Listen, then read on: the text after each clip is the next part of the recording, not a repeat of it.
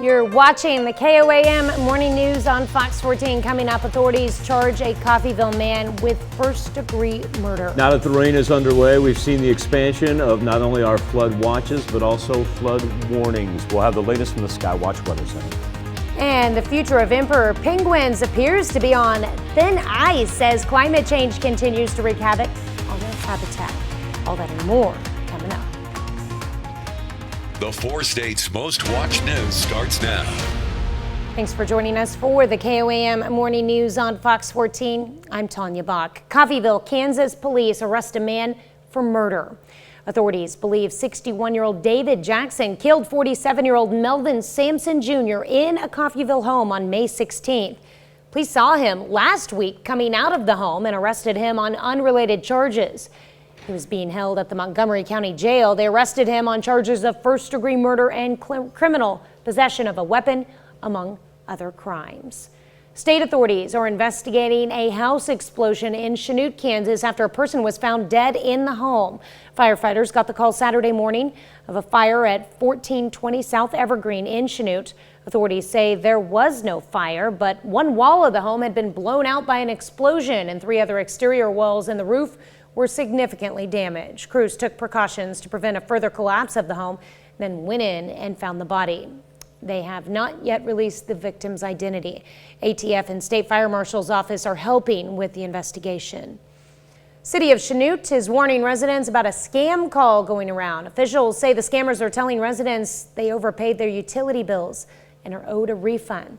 But to send the refund, they need the residents' credit card and personal information. The city is not making these calls, and they say if you overpaid, the difference will show up as a credit on your next bill. Humane Society of the United States is out with its Horrible 100 for 2022. The list is an annual report on puppy breeders and dealers that the Humane Society is deemed as problematic because of treatment or living conditions of the animals. This is the 10th year of the report, and like the 9 previous years, Missouri is reported as having the highest number of dealers listed with 26. Kansas has 7 dealers listed. Oklahoma has 1. You can view the report on our website at KOAMnewsnow.com. President Biden insists nothing about the U.S.'s stance on Taiwan has changed, despite a day ago saying he'd be willing to use force to defend it if China decided to invade. Remarks come as the president finishes his trip to Asia today. Bradley Blackburn has details.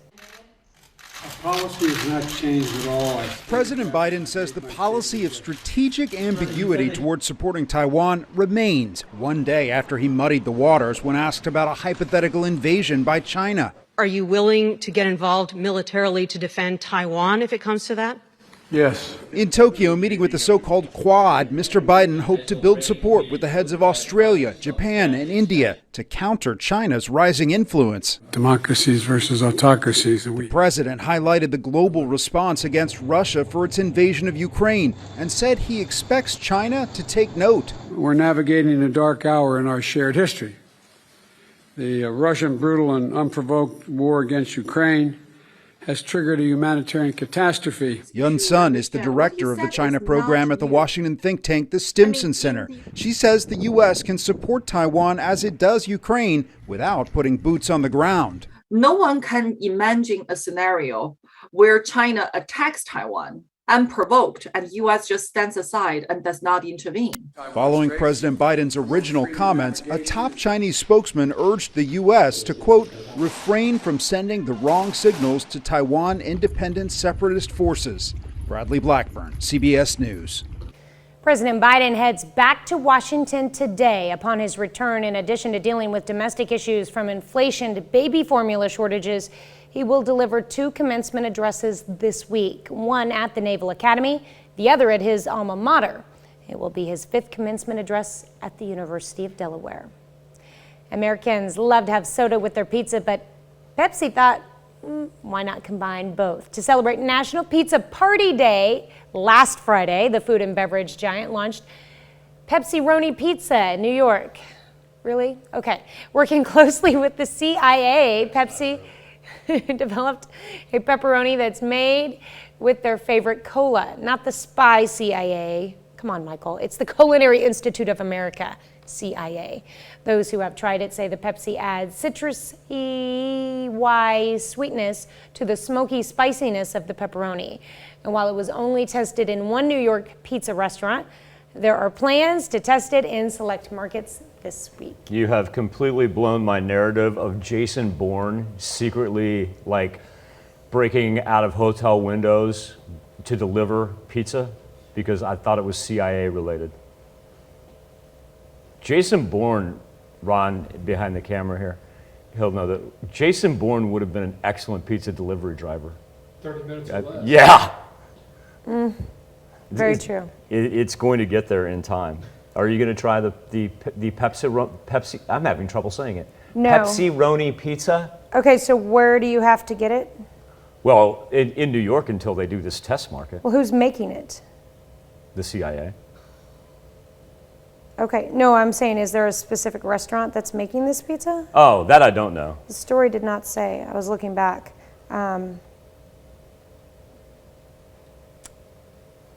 No. I didn't know Friday was National Pizza Party Day. What were we doing? I don't know. Not having a pizza party. Day late, dollar short. I'm gonna make Doug splurge for us all. How about that? Shh! Don't tell him. I'm in good shape. The pepperonis are pretty. No, I'd try it.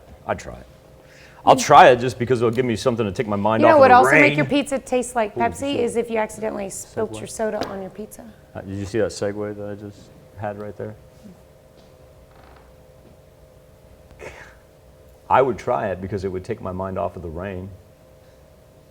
Boom! I knew Tim would have it. That was lame.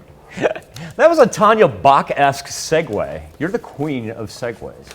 I was proud of myself right there. All right, we're not going to get out of our way here for the next couple of days because everything's still formulating down to the south. Look at that, makes it to the south side of the Red River. All this Gulf moisture will just continue to filter out of Oklahoma and just be a nuisance, if not a danger, for us, because we have already developed flood watches. Those are flood watches for southeast Kansas. And also, too, we have some flood warnings, river-specific flood warnings, one of those being the Neosho River. Track it up to the north all the way down to its southernmost gauge in the Commerce-Miami area, where that flood warning doesn't end until Sunday.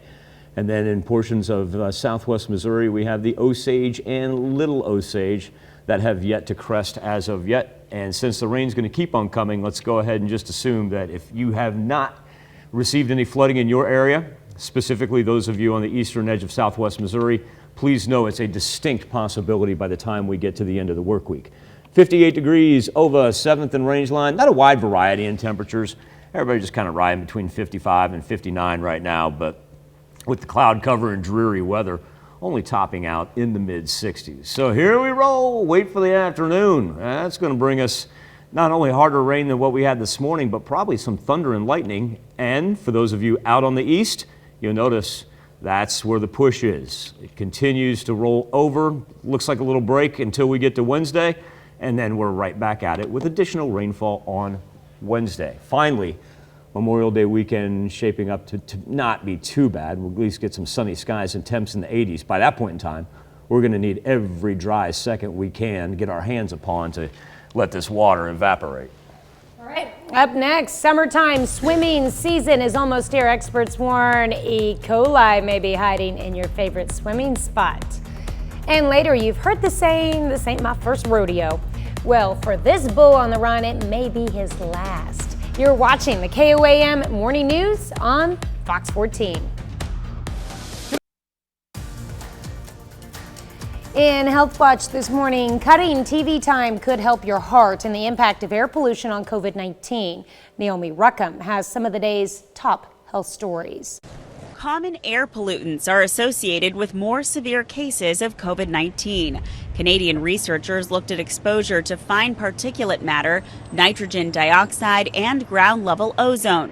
They found that people living in areas with higher levels of these pollutants were at elevated risk of being admitted to the intensive care unit for COVID-19. Cutting TV time to less than an hour a day could help prevent more than 1 in 10 cases of coronary heart disease. A group of scientists from the UK and Hong Kong found that people who watched more than 4 hours of TV each day were at greatest risk of the disease, regardless of genetic factors. However, time spent in front of a computer screen did not appear to increase the risk of heart disease. And infusions of the local anesthetic lidocaine may help those suffering from chronic migraine.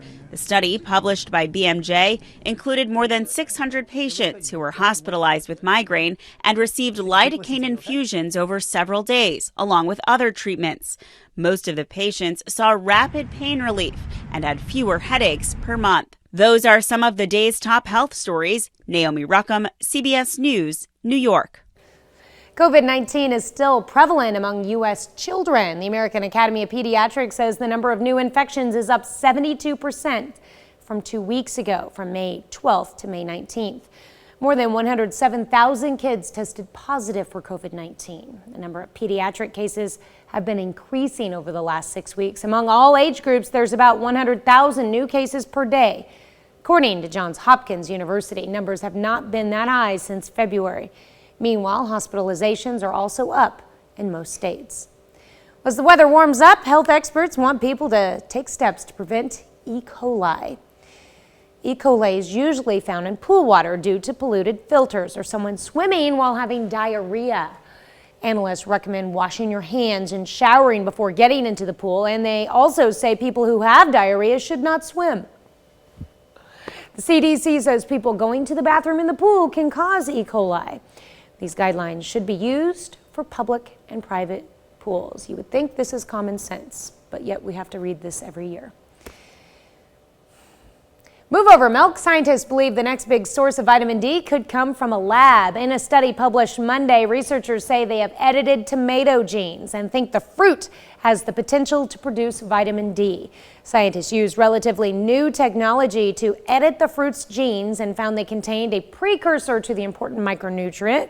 This could be big news for vegans and vegetarians, giving them a plant-based source, since the two best dietary sources for vitamin D are still dairy and fish. Researchers say if farmers and producers adopt the process commercially, tomatoes could be used to help the 1 billion people around the globe that have vitamin D deficiency. Next month, actress Angela Lansbury will be honored with the 2022 Special Tony Award for Lifetime Achievement in Theater. She'll receive the prize at the Tony Awards ceremony on June 12th. In her more than 75-year career, Lansbury has built an impressive resume on stage, television, and the silver screen. Her Broadway debut was in Hotel Paradiso in 1957. Since then, Lansbury has won 5 Tony Awards. TV buffs will likely best remember her for her starring role in Murder, She Wrote, the longest-running detective drama series in TV history.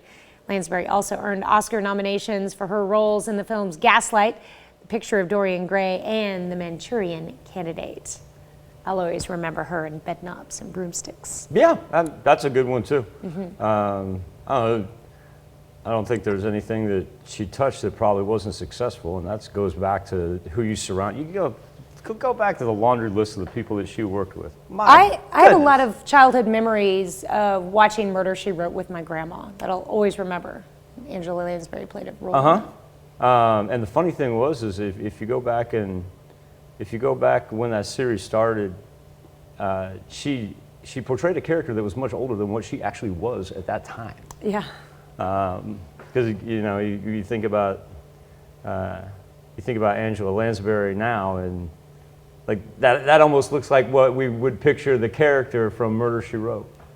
Yep. All right, Tanya, let's jump into our daily almanac because we have officially doubled up for the month of March, or month of May, excuse me.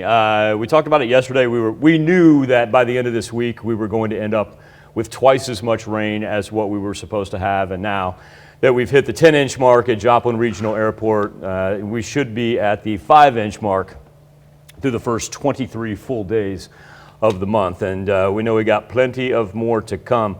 A lot of this has kind of lost the torrential aspect of it. However, along with 47 right there between Erie and Girard, we still got little pockets of it. Lightning has not been a factor this morning, and we've been lucky. No cloud to ground lightning has been picked up. But even if you're down here to the south, where we have the torrential rain in northeast Oklahoma and southwest Missouri, I don't want anybody to let their guard down when it comes to the flooding, because we've got all this to come our way, and we know that flooding is a distinct possibility, especially in portions. You got some Newton County, McDonald County down there, because look at what happens this afternoon. We really pick up. We're going to get some harder rain this afternoon than what we've already experienced this morning, and we've got places this morning that are approaching the 2-inch mark already. And remember, the rain is going to be here with us all the way from Wednesday into Thursday as well. Still looking at a nice Memorial Day, though. Be able to throw up some sunny skies, get up back into the 80s. Be very nice for especially Saturday, Sunday, and Monday. Friday, I don't know if we'll know what to do with ourselves, because there will actually be sunny skies and warmer weather. We'll be back with more KOAM Morning News on Fox 14 right after this. There's a bull that just decided to call it quits mid-rodeo. Happened in California, and it was caught on camera. Bull made a run for it right through the audience. In fact, had 5 people left with minor injuries. Ginny Moose talked to one of the rodeo goers, left a little bit more than stunned by the bull's escape. It was an impressive ride on a bucking bull, but after the rider was finally thrown, it was the bull that decided he wasn't taking any more bull from these humans. The bull landed in the VIP section at the Redding Rodeo in Northern California. Oh, this is exciting! Especially exciting for Rob Innes, the guy shooting the video. I was a virgin rodeo attendee. You know the old expression, this ain't my first rodeo? Well, this was definitely my first rodeo. Runaway bull! The runaway didn't run far away. He was captured about half a mile from the rodeo grounds near the Sundial Bridge.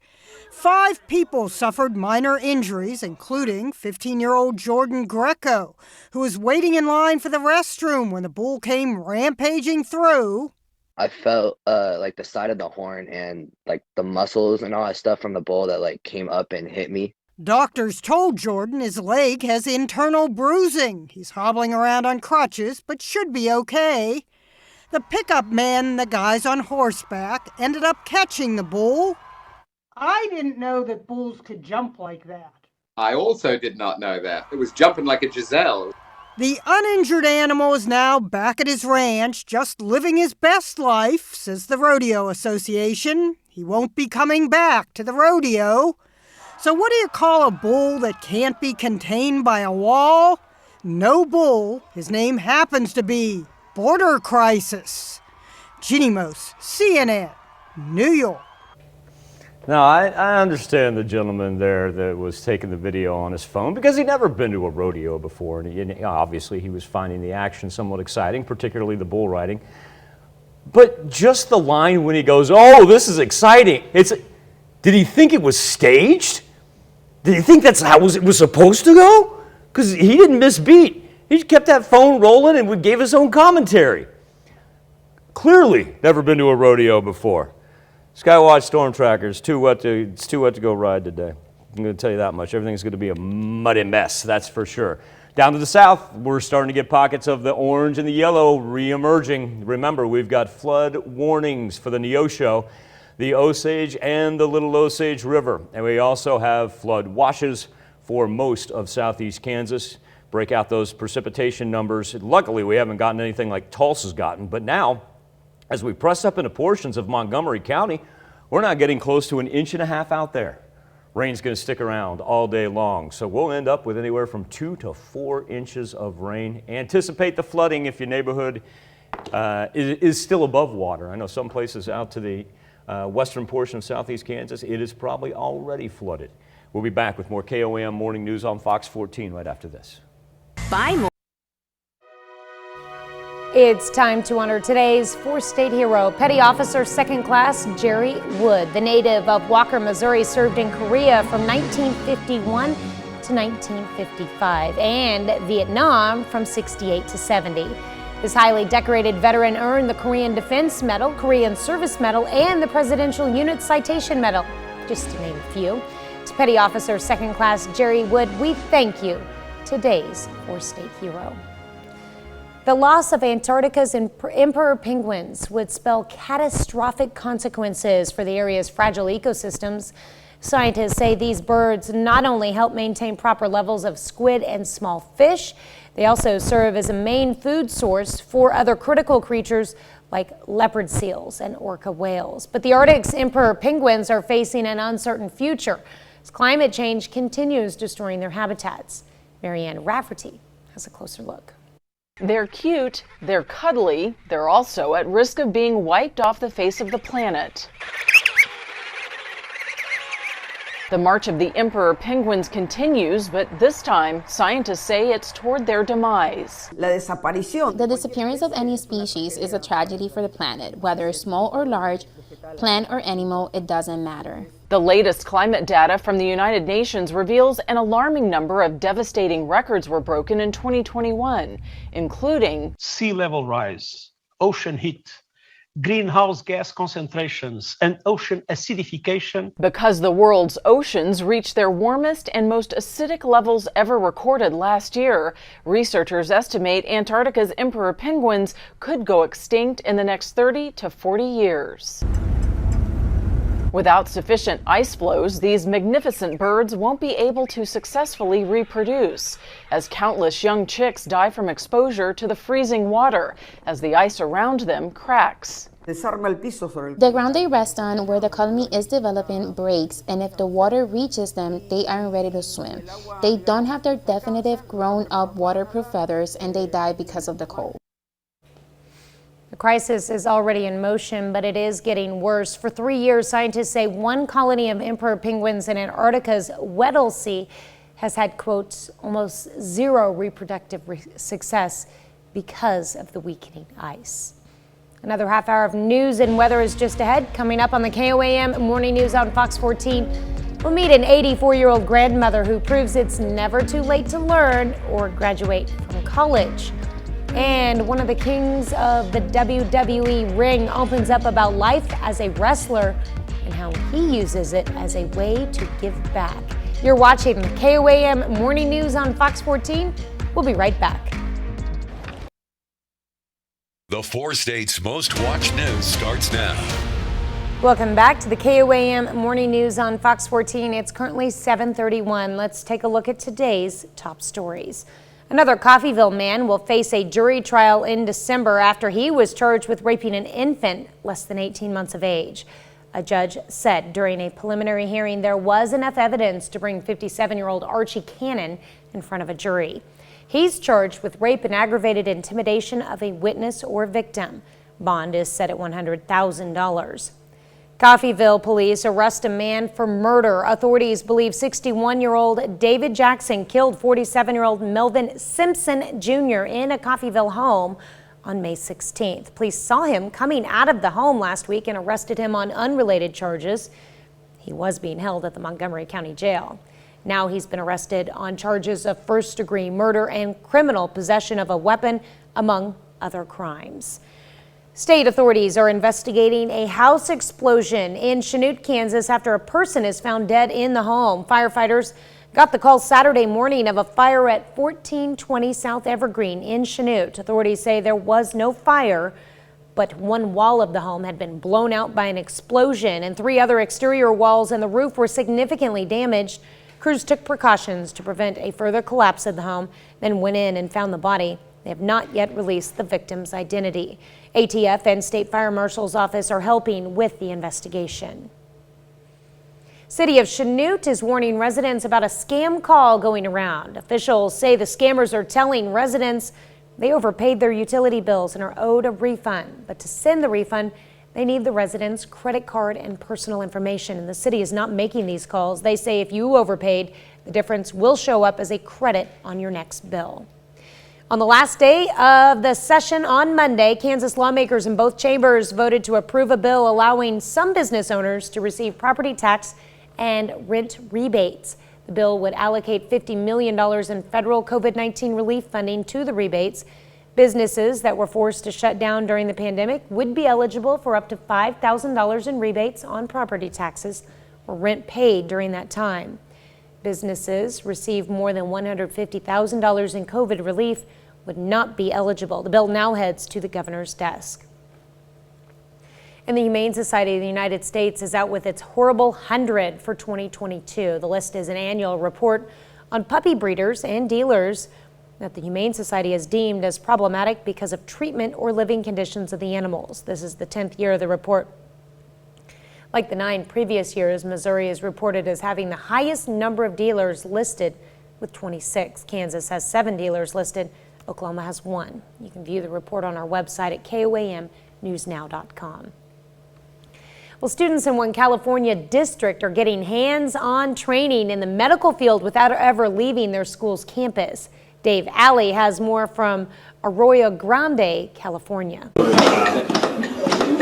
Medical education pushes forward in the Lucia Mar Unified School District. I'm really grateful that I go to a high school that has an athletic training room like this, because I don't think there's a better place around. There's actually 2 now, one on each campus at Arroyo Grande and Napomo High Schools. These facilities provide a phenomenal opportunity for our kids. They get trained in relevant career skills in both sports medicine and athletic training. Part of a career technical education pathway for patient care, geared towards getting students ready to enter the healthcare industry as a mid-level provider. That level of care is really suffering in California, so we're trying to help these kids get to those careers and explore them and see if they would be interested in it. The nearly identical 2,300 square foot buildings includes a classroom and learning lab, featuring state-of-the-art equipment that provides hands-on learning opportunities. I feel like this is a great way for students to get first-hand experience, and being in this kind of setting will help students learn more and effectively. The Napomo building cost $1.2 million. This one in AG, $1.4 million. They were paid by Measure I, which has funded a number of major capital improvement projects in the district since the bond measure passed in 2016. We're moving into the 4th and final phase of the bond, Series D, and we're excited to bring some big projects in these final phases, and we'll be talking more about those down the road. Those will be announced sometime in the future. At least 14 baby bison have been born at Minneopa State Park at Minnesota this season. That's a record number for a single season, beating the old record by at least 1. There may have been as many as 16 bison born there this year, but getting a precise count is tough because the animals are constantly moving, and you really don't want to get too close. The park had 31 total bison before the new births. Wildlife experts will move some of them out of the park to prevent inbreeding. That's not a bad idea.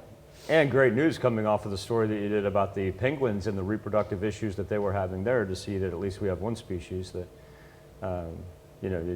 is expanding. I know you've always enjoyed trips to Bison Park. I know you used to make that an annual excursion here in the 4 states. Oh yeah. Well, and the first Saturday of every month, and they're in season for it, the Prairie State Park does bison watches, where they do walks where you can go and check out the bison. Not guaranteed, but yeah, sometimes you don't get too close, sometimes a little closer for comfort, but I mean, again, bison can be very protective, especially when they have babies. especially when they have babies, yeah. Yeah, you don't want to make those mamas mad. All right, Tanya, we got a line of separation here. We've still got the showers, of course, throughout southeast Kansas that have been all morning long.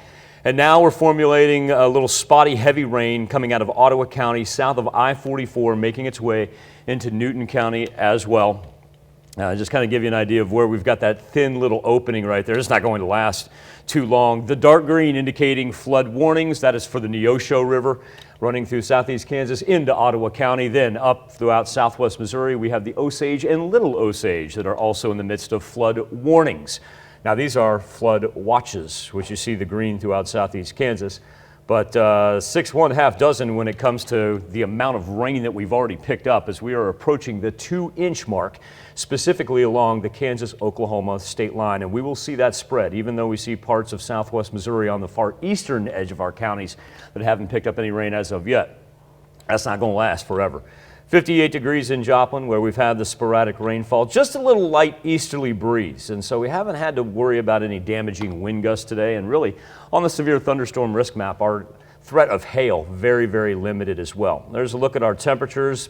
More importantly, look at the amount of rain we're going to pick up, especially when we get into our afternoon hours. We're going to see some intense rain roll through from the south. All that Gulf moisture. Little break every now and then, but Wednesday morning, right back at it. More Gulf moisture feeding out of Oklahoma and Arkansas, carrying us pretty much through Wednesday night as well. Still looking at a good Memorial Day weekend. Sunny skies, highs up into the 80s. It's just a matter of keeping our head above water and staying safe for really the next 36 to 48 hours.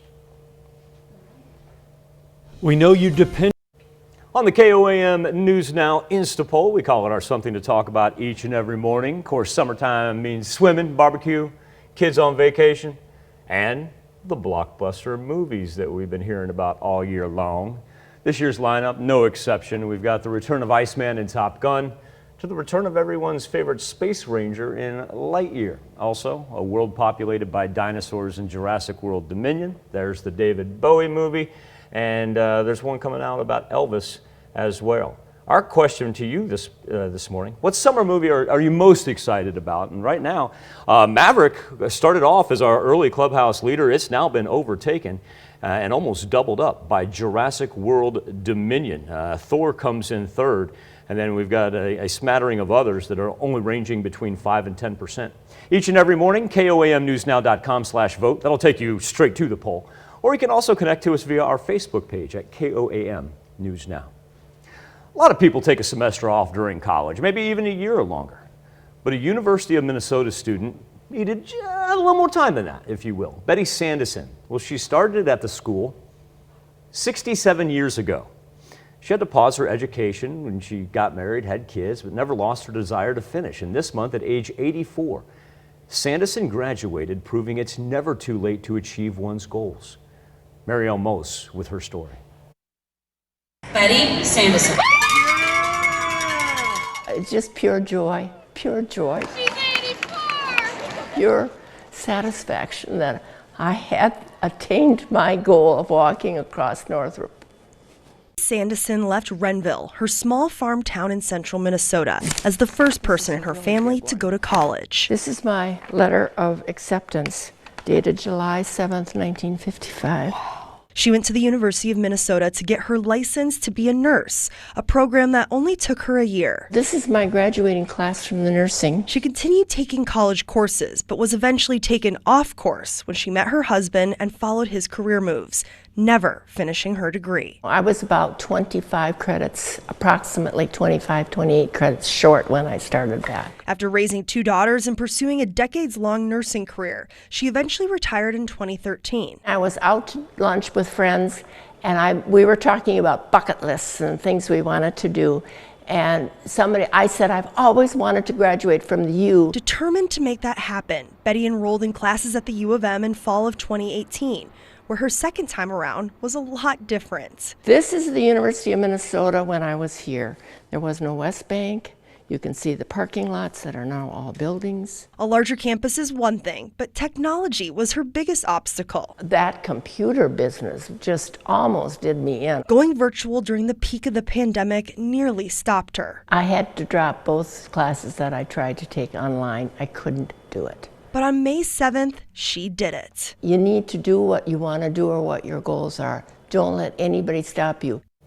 Sanderson received her degree in multidisciplinary studies. Be back with more KOAM Morning News on Fox 14 right after this. The Golden Arches are coming down in Russia. Workers near Moscow dismantled 2 of McDonald's Golden Arches on Monday. Burger chain sold its stores in Russia and said it would leave the country. McDonald's first shuttered hundreds of locations in March after Russia started its military operation in Ukraine, which has cost it about $55 million per month. More Americans are holding on to and driving their cars for longer. The average age of vehicles on U.S. roadways hit a new record in 2021, reaching 12.2 years. Comes as Americans face high car prices and fewer choices at car dealerships due to pandemic-related computer chip shortages. According to data from research firm S&P Global Mobility, it's the 5th straight year the average vehicle age increased.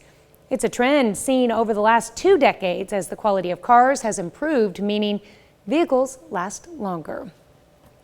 Amazon is testing a new delivery service that brings packages to you directly from shopping malls.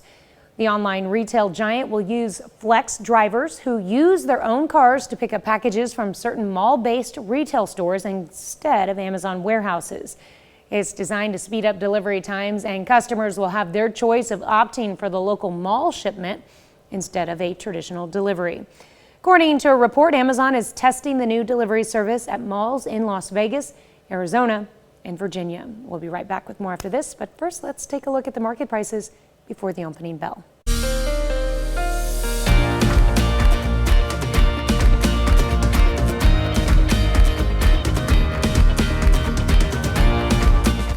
Showdowns and matchups of WWE Friday Night SmackDown bring sports and entertainment together weekly right here on Fox 14.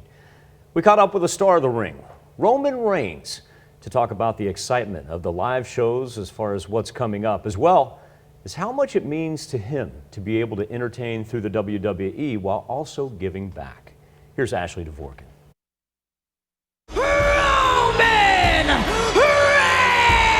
Fox's WWE Friday Night SmackDown brings no-holds-barred action to the ring, where undisputed Universal Champion Roman Reigns says there's a live audience energy they thrive on. It's what makes the WWE what it is.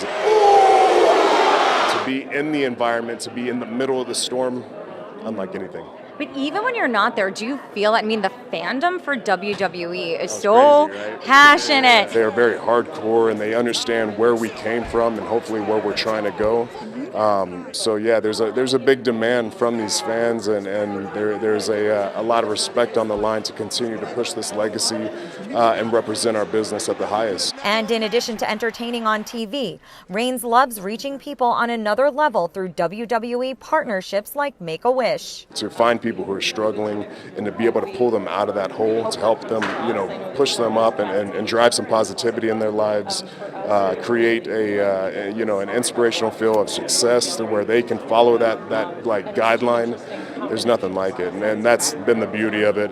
Make-A-Wish, LLS, it's been some great partnerships that, for me, have really put the icing on the cake for my career. Now coming up, it's stadium show after stadium show. We're doing big things, and that's pretty much what we're trying to portray, is that there's just nothing like us. You have your sports, you have your entertainment, but we are sports entertainment, and nobody does it to the level that we do it.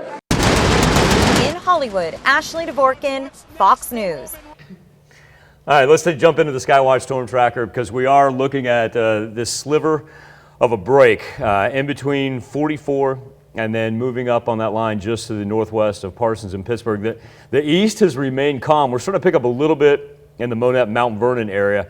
For those of you out to the west, my apologies, because it is not going to stop. It is going to keep on coming in from the south all day long. We're already inundated, approaching that 2-inch mark. We've talked about the flood warnings and watches that we have, give you an idea and the general overview of our counties. These are county-wide that are currently in flood watches, and there you go. So as we drop in, let's drop in the Independence area right there. Still sitting at 1.6. There's 1.9 inches, so yeah, we're getting very close to already 2 inches. And since this is going to last for a couple days, we're going to end up seeing 2 to 4 inches. Now, for all of you out on the east, remember, this afternoon, as this thing makes a little easterly push, you are going to be in the midst of the intense rain as well. We'll be back with more KOAM Morning News on Fox 14 right after this. Welcome back to the KOAM Morning News on Fox 14. Here's what's happening today. President Biden is wrapping up his diplomatic mission to Asia. Yesterday in Japan, the president indicated the U.S. would be willing to use force to defend Taiwan against Chinese aggression. The president's comments were a sharp departure from the decades-long American policy of, quote, strategic ambiguity over Taiwan. China views the self-governed island as its territory. China responded to the president's remarks by saying the U.S. is, quote, playing with fire. Pfizer says its 3-dose vaccine for children as young as 6 months is 80% effective against illness from the Omicron variant. FDA meets next month to discuss the vaccine and a 2-dose version from Moderna. And a captured 21-year-old Russian soldier was sentenced to life in prison after pleading guilty to killing an unarmed civilian in Ukraine. It's the first war crimes trial held in Kyiv since the invasion started in February. Roll through Future Track and know that we're far away from being done by the time we get to the afternoon. Not only going to get some heavy rain, but mix some lightning in there as well. A little break for the early Wednesday morning hours, but then right back at it all the way for really the duration of Wednesday. A little more spotty on Wednesday into Thursday, but the flooding pretty much now imminent. Well, the fire department in West Virginia gets a call to save some animals. The Taze Valley Fire Department responded to a duck rescue call on Sunday. When the crews arrived, they found 11 baby ducks stuck in a storm drain. Firefighters say the concerned mother was nearby while they were getting their babies out. The team was successfully able to reunite and rescue all the ducks with their mother. That's like the second time this month I think we've had a baby duck storm drain rescue. Mm-hmm. And then you had the ducks that were going through the school too. Oh, I forgot about them. Yeah, I like right. it. All right, thank you all for letting us put the good in your morning. Back with more news and weather when we see you at noon. Have a great morning and an even better day.